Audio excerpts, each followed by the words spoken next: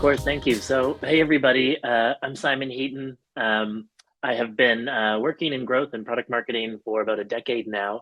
I spent about 7 years working in growth at Shopify, a leading e-commerce platform, and most recently, I am the director of growth and product marketing at Buffer.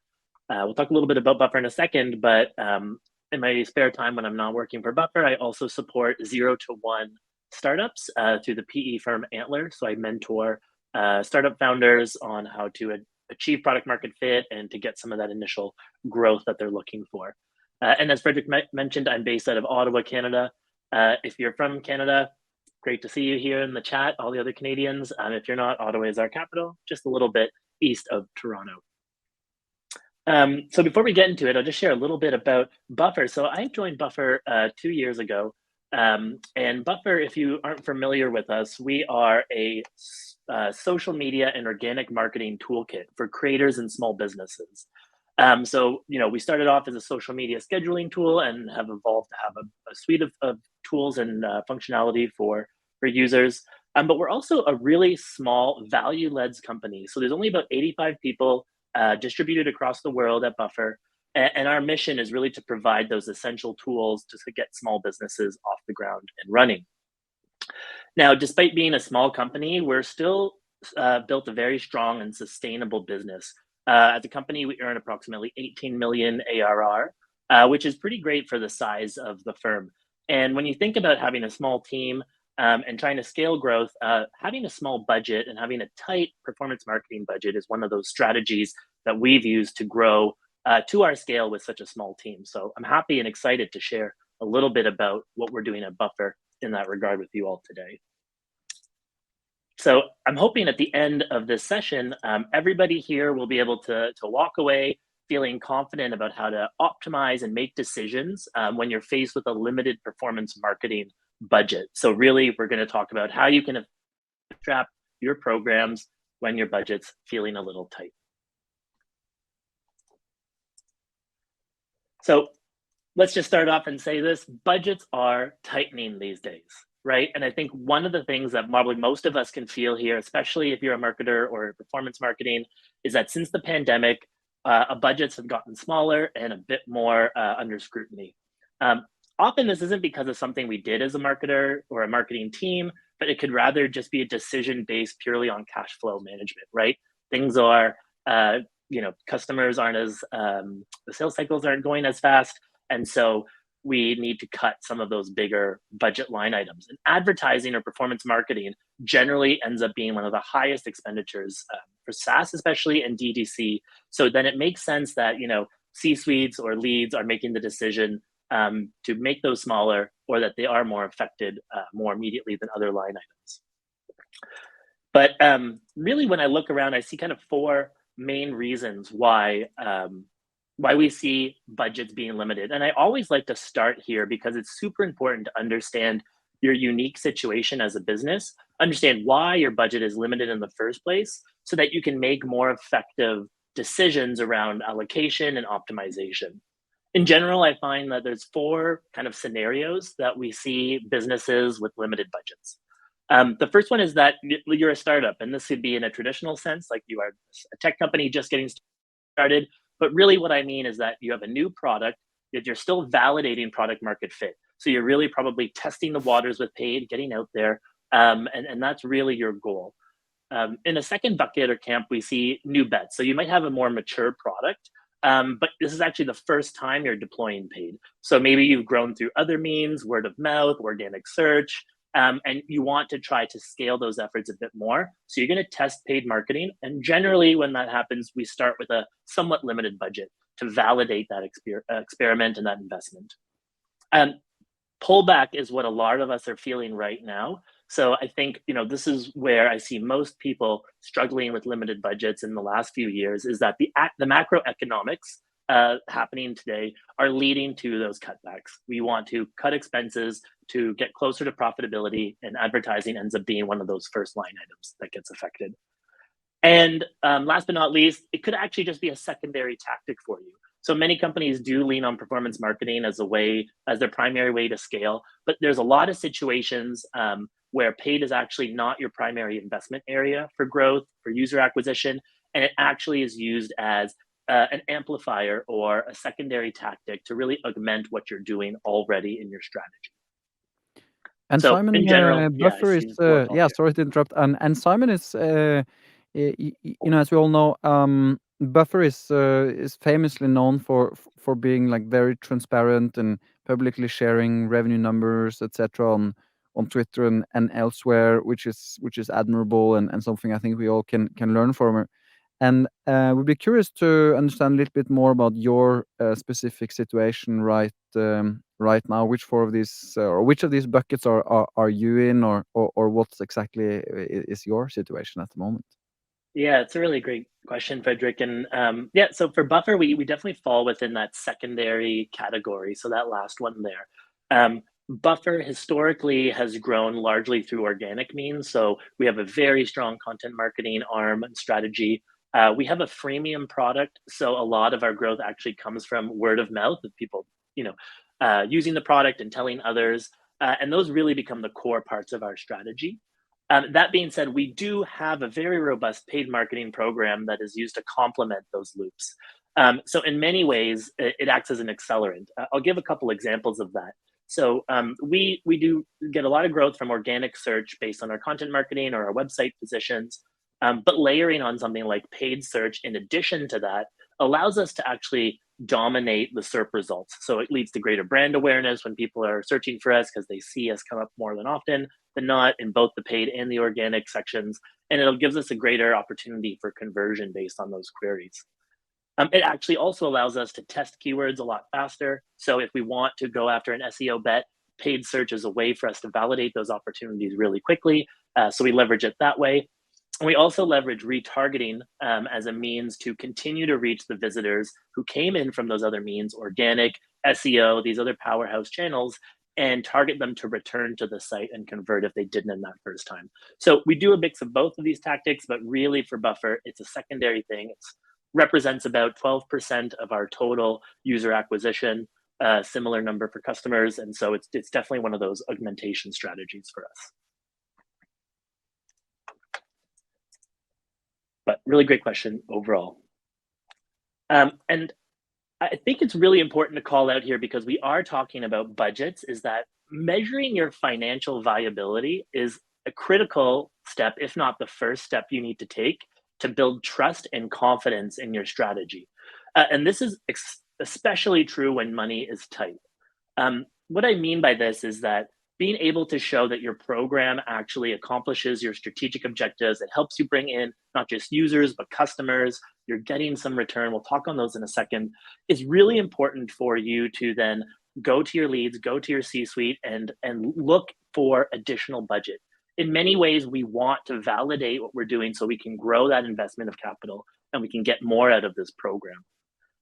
By measuring financial viability as well, it helps us understand important resource allocation decisions when we are building and optimizing and scaling. We want to make sure that we're measuring the right things that are important to our business, so that our leaders are confident that their allocation of capital and paid marketing is the right space versus other investments. And like I said, this is where growing your budget comes into play. So being really able to speak to those results, being able to tie it back to revenue and other financial measures is the first step in actually being considered for an additional investment to grow that budget. And so when we think about it as well, paid marketing is really limited by that budget. So the more we can optimize, the more we can understand how to improve our financial viability, the more we'll ultimately get out of that initial investment. So I'll talk a little bit right now about ways that we can measure financial viability in a program. And I definitely would call these out first, because it's really important to start with a good idea of some of these as we're going, if you're not already doing paid marketing. So really quickly, most of you, if you've done any performance marketing, you're likely familiar with the concept of a customer acquisition cost, or CAC, as I'll refer to it moving forward. This is really the idea of the total amount that you've spent in a period, a month, a week, depending on how you're reporting, and the number of customers you've acquired. So you really get that average cost to acquire a customer. What I really want to call out here is that it's a customer acquisition cost that's important to this versus, let's say, a lead or a new user acquisition cost.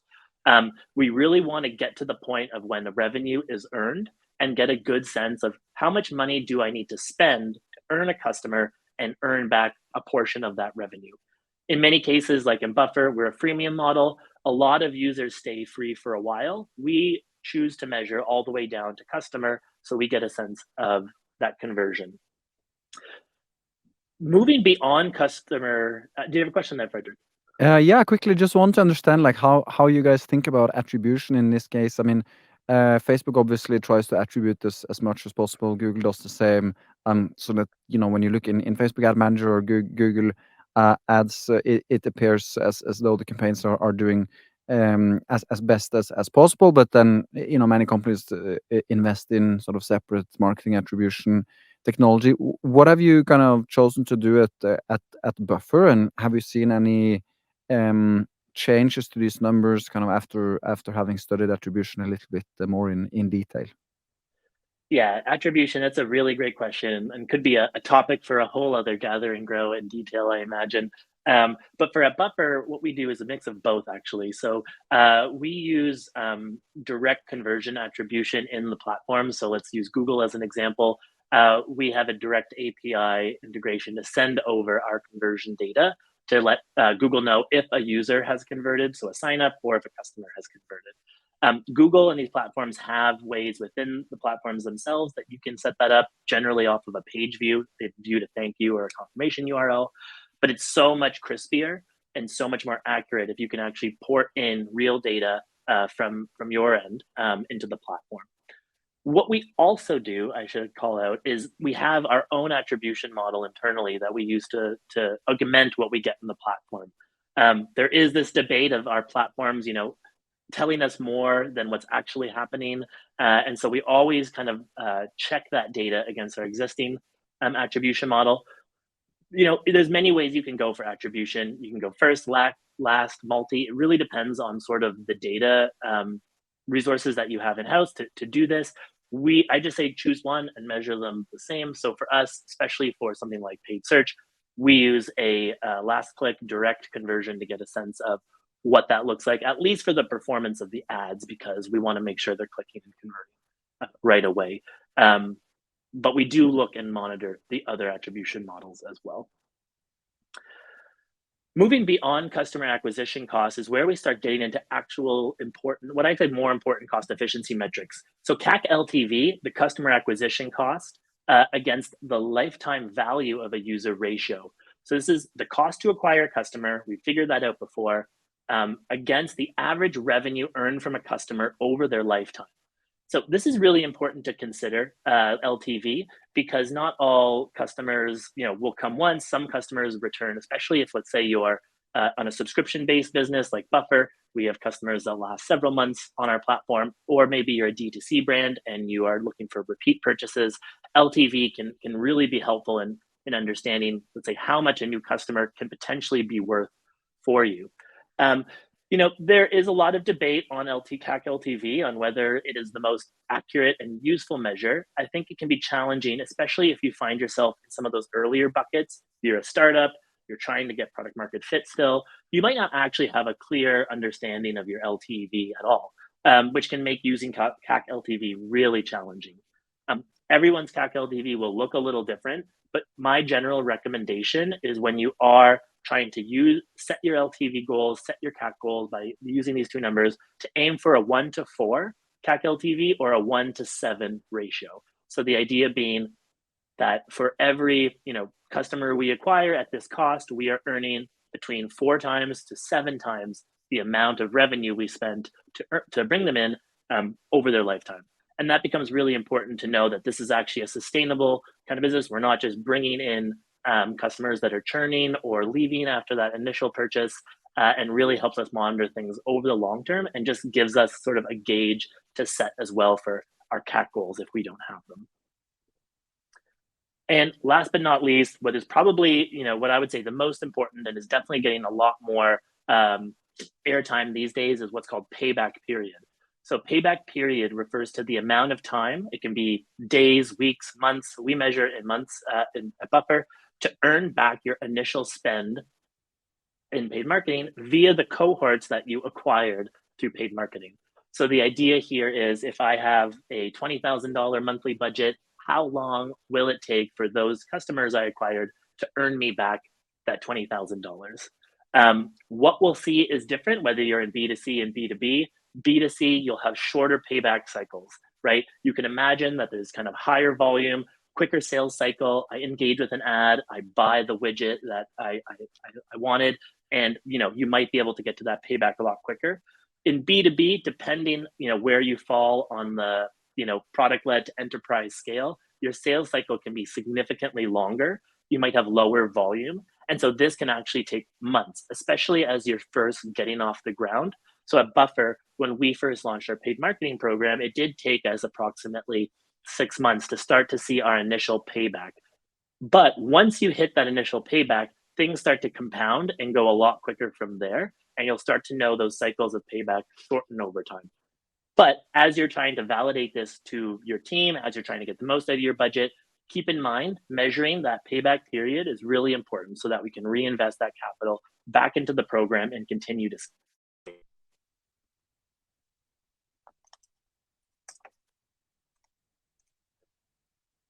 And when we are thinking about our paid marketing programs, testing is something that I recommend regardless of whether you have a small budget or not, but it will really help you maximize every dollar you spend when your budget is limited.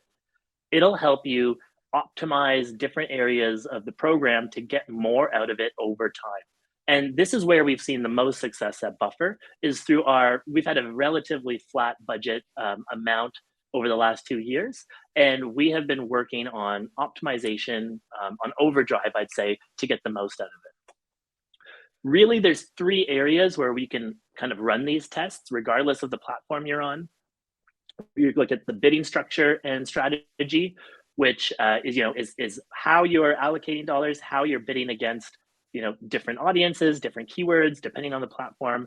And really, the work here on bidding can help improve your reach and your cost efficiency directly. So by changing how we're bidding, I'll share a couple tips in a second. You'll be able to actually optimize the cost performance at the top funnel before even getting to any of the creative stuff. The 2 other areas of focus is ad creative, helps us improve the engagement of the ad on platform, the click-through rate, and the landing page. The page at which the creative drives to is really where we want to look to improve conversion rate. So now that we've captured attention, we've brought them to the website, we need them to do some sort of action, sign up for our webinar, add a cart, add a product to cart, sign up for our Buffer free product, and really a lot of testing can happen there too. These last 2 also improve cost efficiency, but it's in a much more indirect way in that you're affecting the metrics that will ladder up to the ultimate CAC and CPM numbers. And I'll show you a little example of what that looks like. So this is a snapshot of our actual Google Ads dashboard. So in most ad platforms, you'll get served with a series of data points, actions or reach, click-through rate, conversion rate, average CPC, cost per conversion. And these are really important metrics to monitor and focus your optimization efforts around. So I've highlighted a couple here, and I wanted to call them out is that as you're looking at both click-through rate and cost per click values, you actually can identify ad text improvement opportunities just by comparing how certain things are doing. So if we look, for example, at our CTR, we can see here that some of our campaigns are driving upwards to 50% almost CTR, and many others, at the bottom here, are performing below 10. Right away, that tells us that there's something different going on with this ad creative or text that we can then optimize to improve that number. It's a really quick way once your campaigns are up and running to find optimization decisions. The same thing goes for cost per click. When we see that certain campaigns or programs are performing less than related ones or have a higher cost per click, those are also opportunities for us to improve that click-through rate, improve that ad text so we can get more at that top funnel. On the other side is you can also look at the data to identify those landing page opportunities as well. So whether you're in Google Ads or you're in Facebook or TikTok or whatever, looking at your conversion rate and your cost per conversion are really great measures to understand, does my landing page do an effective job at communicating the value prop, at building interest and engagement and converting our users? So once again, we can see a similar pattern here, lower conversion rates in these bottom three compared to the upward few. And that tells us right away we can focus tests within these campaigns on improving the relevancy of our landing pages or the creative on the landing pages. And the same thing goes for cost for conversion. When you see that those cost per conversions are lower than some similar programs, it's an opportunity for you to say, hey, let's look at improving those so we can get more out of our budget and make those landing pages convert a little bit more. So when you are looking, these are examples that are from Google Ads, but you will find similar data and metrics shown in, let's say, Meta Ad Studio or TikTok's business platform. Look for those opportunities by looking at CTR, looking at conversion rate, looking at CPC, and finding ways that you can tweak and optimize what those look like. That'll be a great first step in identifying testing opportunities to scale your budget beyond your current local maxima.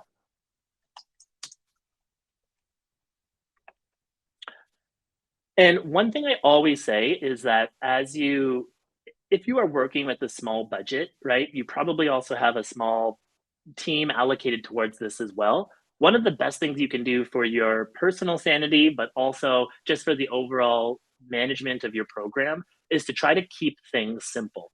And this is a general theme that you'll see probably throughout the rest of the talk, but try to test, one channel at a time, one component at a time. If you're starting from scratch, focus on building out one of these, validate them, and then go from there to the next one. Don't spread yourself too thin right out the gate. You really want to get a sense of what's working so you can continue to build on that strategy and maintain momentum. And quick question here, and also a listener question from Lexi around budgets, and I think for me, what I often get asked from by other startup founders is how much do I need to spend? Like how many dollars does it take to test whether Google Ads is right for me, or whether I need to do TikTok or Meta, or and what is really a tight budget? And so I wonder if you had any thoughts on that. Do you need to spend $10,000 or $100,000? Like when do you really truly know if a channel is working or not? Yeah, and it's a really great question. So, I think that the simple answer is the smaller your budget is. So let's say you're in that lower end, the more focused you want to be, because the more you disperse the capital across different channels and different programs, and we'll talk about structure in a second, uh, the less effective it'll be at scale, because you're putting a little bit here, a little bit there. Really, where paid marketing can shine with smaller budgets is when we centralize them towards a single effort. And we'll talk about specifics in a second, that really helps compound and scale the efforts of that program. It helps us get through learning phases faster, having more budget so we can get into optimization. And it also just keeps us focused in terms of our workload as individuals. What does a small budget look like? I think that really varies depending on the nature of the business. So, at Buffer, as an example, our monthly budget of paid ads across the company is about $28,000 USD per month. In some regards, and compared to my time at Shopify, that's a very small budget, very limited in comparison to a much larger org like that. But that being said, if you're on the other end and you're just starting up, you might have even less than that, say $10,000 a month. My recommendation is always to try to get a minimum total monthly budget that allows you to effectively test at least one or two programs. I would recommend, if you're in SaaS, you want to probably have 10,000 minimum at a month to start to see scale, and that's likely only for campaigns in a single country or a single market, versus if you're trying to go global. If you're D2C, you might be able to get away with a little bit less, simply that because we'll see cost per clicks cost efficiency metrics are generally healthier, but it will really depend on, I guess, your current circumstance and what's kind of working for your company and what stage of growth that you're at. So it's hard to give a one answer fits all because I think it's very unique depending on the stage of the business.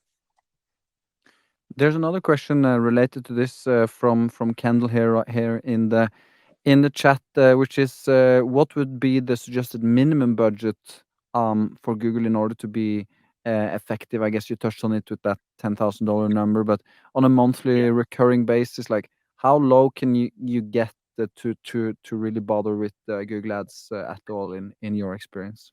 Yeah, and I'll give some context that we'll go through our structure in a second, but 28,000 is spread across several campaigns, let's say. So if you had a more limited budget than that, let's say for Google Ads, you can run a single campaign Google Ads program for relatively less money than 30,000. It really depends on how far you want to spread it. What I would say is that um, looking at the campaign level, I would say you want to spend within Google Ads a minimum of $100 to $200 per day if you can, just to make sure per campaign if you can, so you can make sure you are getting the visibility.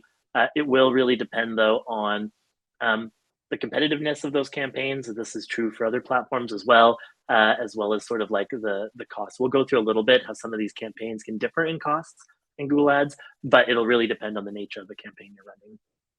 Yeah, just also one comment from my side is that I think probably if you have a very, very limited budget, it probably makes more sense to start with Google Ads than with Meta. I'm not sure you agree with that, Simon, but the reason I said is because on Google Ads, there's always going to be a handful of keywords that is going to be ultra high intent Yes. for your particular product, and they might not necessarily even be very competitive, and running ads on those is going to be very easy to set up, very easy to test, and you can run with relatively large or relatively small budget versus Meta, where you need to have high quality creative, etc. It's quite competitive. You're targeting the same audience. They don't necessarily have intent, and so I'd highly recommend kind of starting with Google Ads, unless you're in a very competitive category like gambling or financial services or one of those sectors where it's like $70 CPC and everyone's trying to outbid each other. Not sure you agree with that, Simon, or if you've seen people kind of succeed with other platforms first. Yeah, I would 100% agree with that, and it is a great segue into our next area. But yes, I would agree. The main difference between those two types of platform, paid search and paid social, is a push and pull sort of dynamic, right? On search platforms, people are actively looking for your solution, a competitor solution, something ancillary to that. So there is always a degree of intent that the user brings. What that means for the rest of the metrics is that paid search will generally be much more performant, at least that I've seen, at converting users, at reaching success earlier. And so, absolutely, if you haven't started any paid marketing yet, or you're re-looking at it, my recommendation, especially if you're a SaaS business or tech business, start with Google Ads, start with paid search. There's a lot you can do just in this platform without having to go into some of the more paid social platforms. But definitely, yeah, wholeheartedly agree with that recommendation, Frederick. So with that said, let's talk about setting up a lightweight AdWords program, because that's exactly what I would recommend everyone doing. And especially if you're a business where you have a strong content marketing play, you have a strong organic search presence, AdWords paid search is definitely complementary to that strategy. And so I would highly recommend considering it if you are not already. So at the highest level, when I think about a simple AdWords structure, and this is within our account, I think of them in three different groups. And this is a really good way to think about your investments as well at a highest scale when you have a tight budget. So some of you might be familiar with these if you've done search, but if you haven't, the first group is non-branded. So these are non-branded queries. These are search terms that users are putting into Google that are related to your offering, but they're not branded terms. So I have an example here of one of our Google ads from Buffer. And this is one that's actually targeting the term social media tools, social media scheduling tools, things that are branded, very related to our core offering as a product, but does not necessarily include that branded term buffer. What's really valuable about investing in these non-branded campaigns is this will allow you to reach more users who might not have that early awareness of your product, or are still in that consideration phase where they're trying to look for the right solution for their problem. And a non-branded query can be a great opportunity for you to show up in a relevant way. The opposite to that is what we call branded. So these are campaigns that are focused exclusively on keywords that contain your branded terms. So this can be your brand name, so in our case, buffer, or if you're a larger company that has multiple product lines like Shopify, you might have several different versions of what a branded term looks like. You can have Shopify, you could have Shopify POS, Shopify Plus. There's a bunch of different brands in that kind of house of brands that would warrant their own sort of branded campaign. But really the goal here is you're targeting terms that are inclusive of your branded term through a broad match or an exact match. And sometimes that does replicate a bit from the non-branded. And last but not least is what we call a competitor campaign. So this is one that targets branded terms of your competitors. So one of our friendly direct competitors of Buffer is our good friend Hootsuite. And so we have campaigns set up that target those terms with a value prop, with a landing page and creative that's really relevant to what we know about that individual product or the comparison between the two. So when you are starting to build out your AdWords structure, really think about your campaigns in these 3 buckets, and you can actually think a little bit about how you allocate revenue across these buckets as well. And when we are getting into actually building these into campaigns, once again, I try to keep things simple. For every campaign you build in Google Ads, try to keep a focus on one variable per campaign. And what do I mean by variable? So this is actually how we structure buffer campaigns. If you see these titles and imagine a hyphen between them, that's actually the names of our campaigns in the platform. But you can see here, we're starting with Google search, paid search, that's one channel. Our campaign's focused in one geographic location or country, the US. One keyword group, we're going to focus on brand for this campaign, and one language, English. You might feel, I'm written these in English. Why don't I just add in Canada, UK, maybe some of these other English-speaking countries into that structure? But it'll actually dilute how the ad's being served, and you might miss out on regional differences if you are trying to serve ads in different countries. So I always recommend to set up campaigns in Google Ads distinct, one per country, one per language. Let's say you're doing United States in English and United States in Spanish. You're going to have 2 separate campaigns for that, even though maybe they're targeting the same keyword group.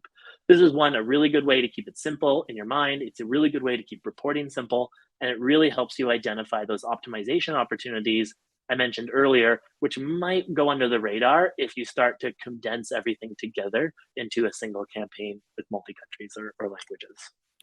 Just interrupting here with a quick question because I think we're at a good spot to ask. There's a question around if we're on a testing phase with a small budget and we can only really run one campaign at a time.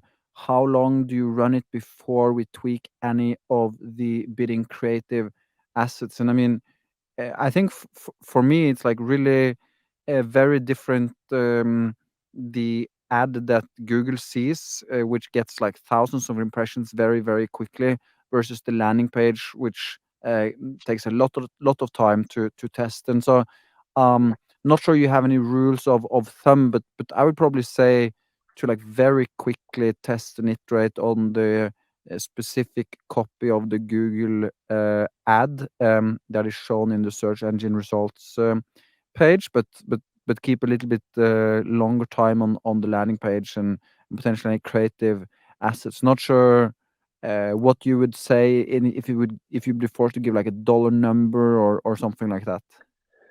Yeah, and I think what I mentioned this earlier, but what's great about Google and other platforms as well is a lot of them have what's called like a learning phase or an optimization phase built in within the platform. Google's is actually quite good, especially for small budgets. So what I usually recommend is let's say you're setting up your single campaign in AdWords, Let it run for the extent of the learning period.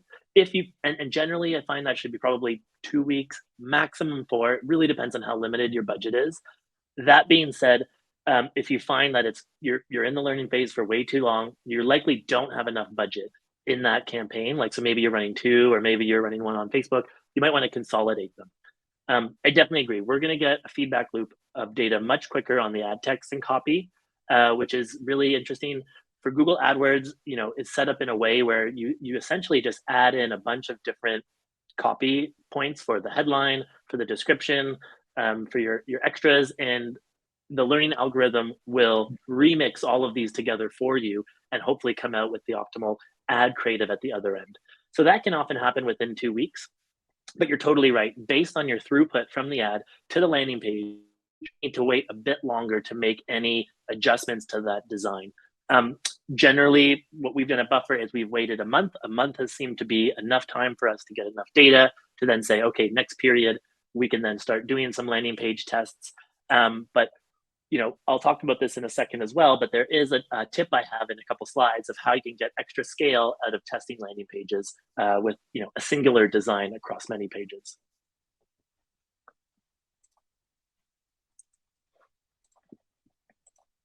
And when I think about budget, especially initially, this is really a general rule of thumb to get started, but I try to recommend distributing your spend within AdWords. Let's say you have 100% of the pie on AdWords or whatever you've allocated there as a 50, 20, 30 split. So this is 50% of your budget to non-brand, 20% of your budget to brand, and 30% of your budget to competitor. This is a starting point. It might not work for you in month 2 and month 3, but it's a great mix to get a sense of what's working, and you can reallocate and move budget around over time as you start to get those results in that first month or 2 weeks, like we were just saying. One thing I will call out is the reason that non-branded here has such a large portion of the budget is because non-branded is one of the only campaigns, competitor maybe as well, that'll actually help build demand and build awareness. Branded campaigns, people already know about you, right? They're coming, they super high intent. If I had to cut a budget, something from a budget, brand would probably be one of the first ones if you have a good organic presence. Non-brand allows us to open up our brand, allows us to get awareness with, from users who aren't as familiar, is a really important part of a healthy mix. But like I said, this is just a starting point. It will evolve as you start to get through optimization, and you might find, competitor works way better for your company than non-brand. It really depends on the industry and sort of what sort of queries are out there for your space.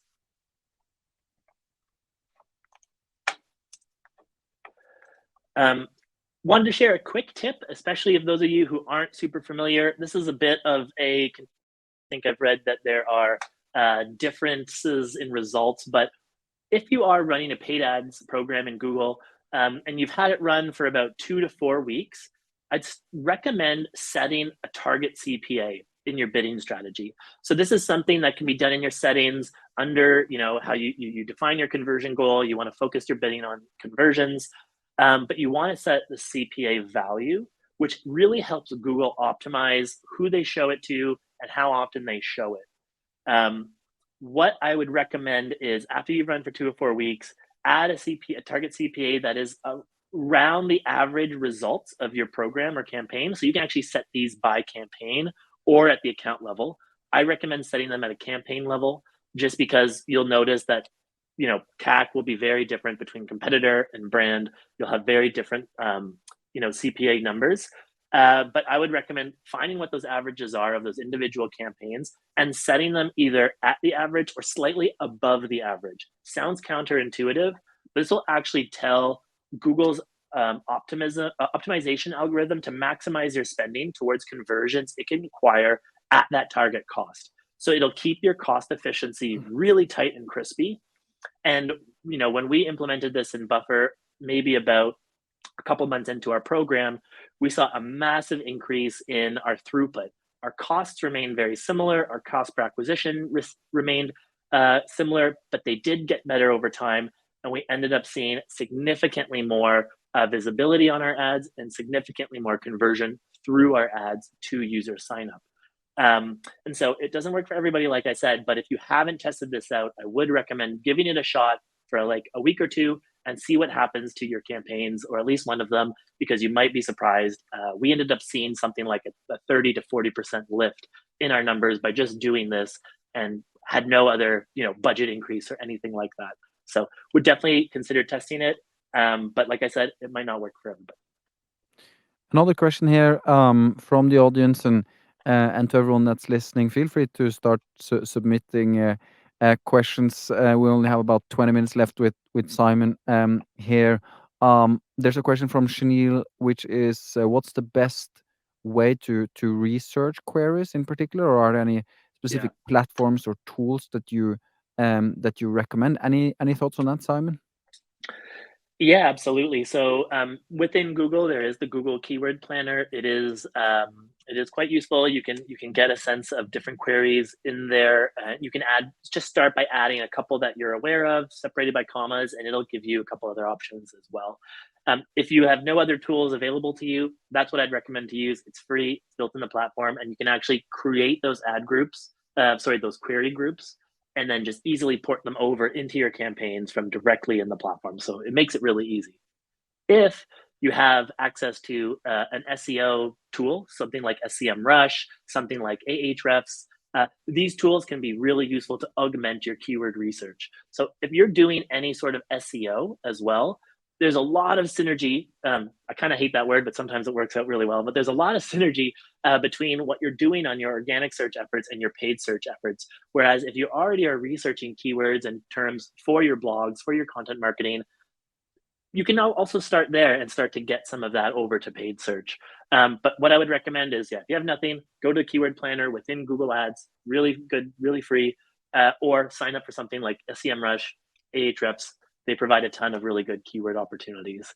So that would be my recommendation for that one. Great, and just hang out on Google, search for a lot of things, and look at the similar, because Google doesn't really provide a lot of the data outright. So just Yes, hanging out, over the searching years, for they've stuff. given us less and less, so it's been harder. But yes, a really grassroots way to do it is to take a search that you have a good assumption, put it in Google, and see what people also searched for. It's a really great way to get some other ideas for what you could target. Awesome. And so one test I think that I recommend to everybody who is attempting paid search, especially if you're a SaaS company where you don't necessarily have a robust product page, is something that we call Buffer the squeeze page. So the idea here is to develop a landing page distinct from your core website that is unique for your ad creative, specifically paid search. And there's something really unique about this page compared to, let's say, the rest of the homepage. And you can see a little bit of this here. It's a really simple page, first and foremost, right? There's a clear value proposition, which generally you should have aligned to the keyword group that you're targeting, because there are relevancy and ad scores that can help with your rankings there. But you have that single clear value proposition that's directly aligned to the creative that brought them in. A single CTA and point of conversion, which is extremely important as part of the squeeze page. The idea is to give people a single option, not a ton of navigation to go around the site, and add additional, social proof and feature statements for your core offering that you would have on any other landing page.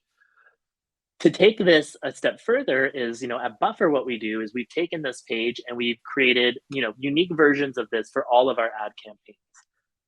One that allows us to develop landing pages faster, tweak copy here, tweak a testimonial or image, but it also gives us the opportunity to get learnings at scale, because actually all paid ad visitors get funneled through this template of the page. So we get a lot of data back on what's working on the page, where people are clicking, where people aren't, where they're dropping off, things like that. That can really help inform any future iterations to the page design that we want to make moving forward. So I highly recommend trying to run a version of a squeeze page. You can screenshot and copy this and build something like this on your own, but it works really well. We see pages like this double, if not triple, the conversion rates of a normal landing page on our website, simply because of the focused nature of the content and the singular CTA. Perfect. So switching gears slightly, I'd love to talk about paid social, and I'm going to use Meta as the example because it's probably the most commonly used platform. But a lot of this could apply to something like TikTok or Twitter slash X ads. But we'll focus on Meta for now. And so paid social is also a really critical program that you can run, and it's something that we run at Buffer as well. Really, I find there's two large buckets that we think about, at least at Buffer, when we think about paid social, which is lead generation, right? These are the campaigns that are really focused on building awareness and attracting new business, people who have probably not engaged with you before, and you're really trying to get into their feed, grab attention, and bring them to the site. And then retargeting, which is focused on reaching and converting known audiences. So these are individuals who have come to our site before and have left, they haven't converted, and we want to bring them back for a conversion. For Meta ads, consolidation with a small budget is the name of the game. We don't have a ton of money here, so we want to get really focused in our structure and our campaign efforts to really get those economies of scale of learning and apply those more broadly. So what does that look like then at a campaign level? So very similar to AdWords, I recommend a simple one variable structure for your campaigns in Meta. And this goes at the channel level. So Meta allows you to go Instagram or Facebook. I recommend trying to split those two out so that you can measure much more confidently the performance of each of those channels. Sometimes they'll get amalgamated in the results together and you won't have a clarity on like, did Facebook drive this or was it Instagram? So generally I recommend to just split those out from a reporting perspective. And in a similar way with Google Ads, what you'll notice here is we recommend one language, one country, and one, we call it creative in this case, ad set. So rather than a keyword group, the equivalent here is your ad set. And we recommend focusing each campaign on a singular creative concept, let's call it, versus like a singular keyword group. But as you can see, if you were to do this in Canada as well, you'd want to create a second campaign like we talked about for paid search that focuses exclusively on the Canadian market. For budget, when you're started off, and generally over time, I recommend the 80-20 split.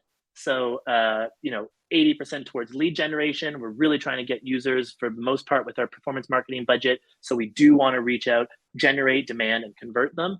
That being said, I recommend a minimum 20% split on retargeting. And really that depends on like the site traffic. If you have a ton of site traffic, a ton of blog traffic, and people aren't converting in that session, retargeting can take up a bigger piece of your pie. But in general, I try to keep it below that 25% number, just so we can focus on getting new audiences to the site and not just focused on converting, those pixeled audiences that we've built over time.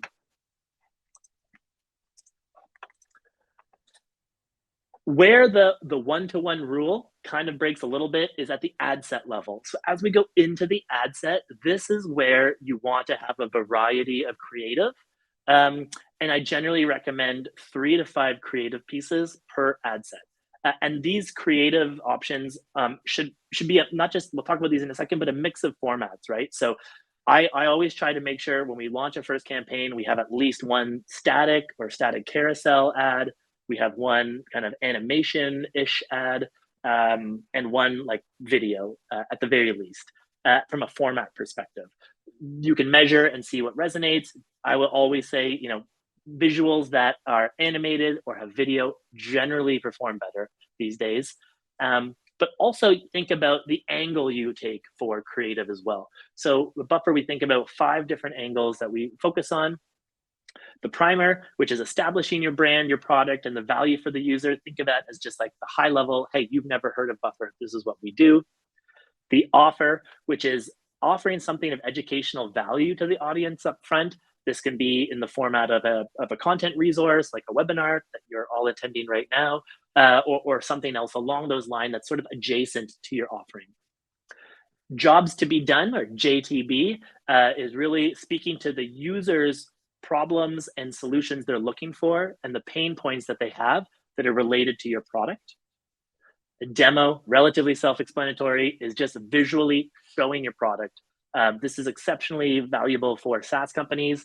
A lot of users don't get to see the product till they've signed up and get in there. But if you can show it, how it works, the real product itself, we've noticed it makes a huge difference in engagement and conversion.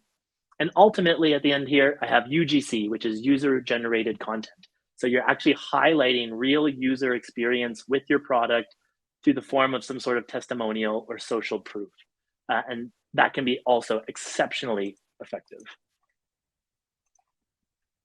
And so speaking about UGC, I would recommend if you are looking to test new creative options or new creative concepts on paid social, UGC should be the one that is on the next list for you.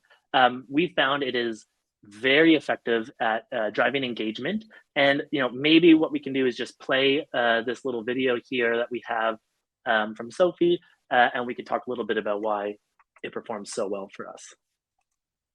Picture this. You are a musician, an artist, or maybe you're a coach or a baker, an influencer, or maybe you're trying to open an online store or a restaurant. How do you showcase your brand and all the products that you want to sell and tell your story online without spending a dime? Start Page by Buffer is your answer. Start Page is a beautiful mobile-friendly landing page, super flexible, that you can build in minutes and update in seconds. There are multiple templates that you can choose from. You can use blocks to showcase your products, share links, images, and even your social icons. Unlike other tools, Start Page prioritizes your brand. It comes in first in the URL. Look at that. Beautiful.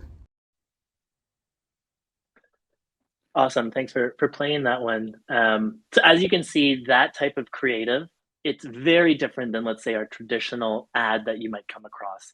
It's raw, to say the least, right? And that brings this sense of authenticity, right? We're really trying to build trust and familiarity, and having someone speak to a product in a way that feels natural and less of a sales pitch, right? Really helps build that connection with the audience. It also feels natural in the feed too. As you can imagine, most of these are being consumed on mobile. You're on Instagram, you're scrolling, right? Something like this feels like a reel. It feels like it's part of just other user content. And so it's less likely to be skipped right away or totally ignored. The best part about this is for those of us on tight budgets, it can be a very cost-effective way to build an ad. This video is just someone on their phone filming, adding a couple pieces of copy here like you would on Instagram or TikTok, and taking a couple video screenshots of the Buffer product itself. You can do this with your users. We have a couple of these versions out in the wild, or you can even try to fake them if you want to start and just have someone internally talk about the product. But these can be a really great way to get really effective creative without having to break the bank and do something overly produced. Awesome. Yeah, I love this video, Simon, and we're seeing the same thing here in Superside. All of our top performing ads right now are all UGC ads, and in fact, all of our customers too. It's the first thing we always ask. Have you tried running UGC ads? Almost always answer is no, especially for our enterprise customers, and we suggest, okay, maybe you just give it a shot, and 9 times out of 10 it just completely blows the existing ads out of the park. And there's a great question here from Piers, running a company trying to break through in insurance, which is obviously a very crowded space, especially on Google AdWords, and I guess UGC, and she's asking how to break through and compete against the billion-dollar companies, and that's, I guess, what we're all trying to do, right? And so, any advice for him around how to compete against the billion-dollar companies, and do you go to TikTok and run UGC, or what would be your approach, kind of starting out if Google Ads is going to be too crowded? Yeah, and I can totally empathize with that position as well. I feel like a lot of us with tight budgets are probably up against a behemoth competitor who has a larger budget than we do. What I will say is don't get too scared away. I think that Google Ads could be also a really effective tool for you, especially if you have these dominant competitors. So competitor campaign strategy could be really effective for this insurance company trying to build awareness and to really get in front of people, when there's other ones that come top to mind right away. I think UGC could actually work great in the situation, especially if there's a unique differentiator. I think about you know a lot of people don't like engaging with insurance companies, and so if there is something there that is a different approach to how that process goes, and it's much more user friendly, have someone speak about that, and like that could be a really great case for user generated content. But I wouldn't dismiss AdWords at all. If you, because you have high competition, it might be expensive to bid on, but definitely test it out. You could be surprised at how much you get out of a competitor focused campaign or a non-branded campaign. Brand might not work at this stage if you're just getting started. How about AI generated ads? Have you tried it yet? Did it work?